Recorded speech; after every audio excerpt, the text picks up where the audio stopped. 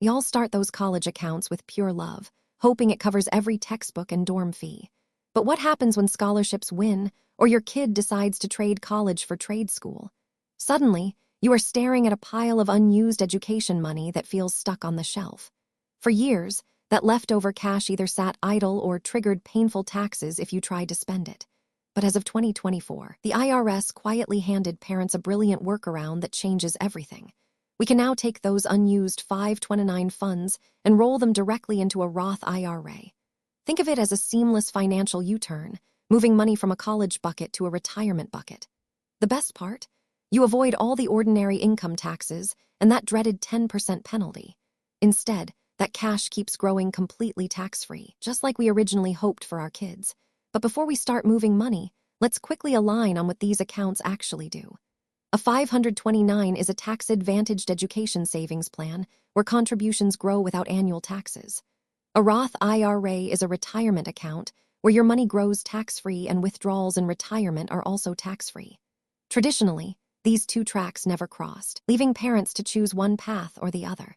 The new rule essentially lets us merge the tracks when the education goal shrinks or disappears.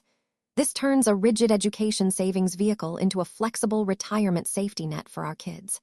Now, you might be wondering if you can just grab your own stash and move it over. Hold on, because the first rule locks this conversion strictly to the original beneficiary. That means the child who owns the 529 must be the same person opening the Roth IRA. Parents cannot roll their own 529 leftovers into their personal retirement accounts under this rule. It is designed to keep education savings focused on education and retirement savings focused on retirement.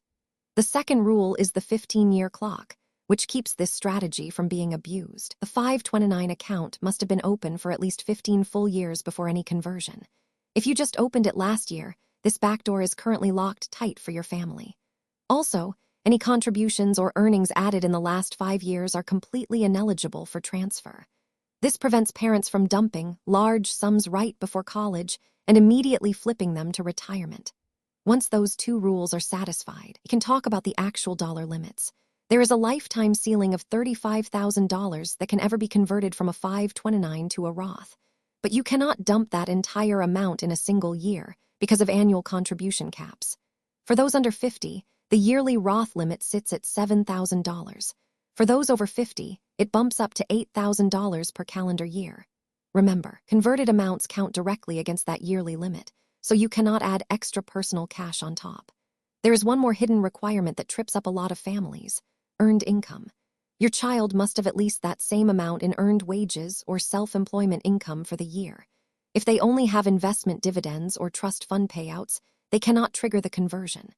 What about the money left over after hitting that $35,000 lifetime ceiling? You can simply reassign the 529 beneficiary to a new family member, like a younger sibling or grandchild. This reassignment happens with zero tax consequences, keeping the education savings alive for the next generation. Alternatively, you can withdraw the excess, but only the original contributions come out tax-free. Any growth portion would face ordinary income taxes plus that 10% early withdrawal penalty. This is why the Roth conversion route is so much cleaner for your family's financial runway. We are essentially turning a potential tax headache into a multi-generational retirement foundation.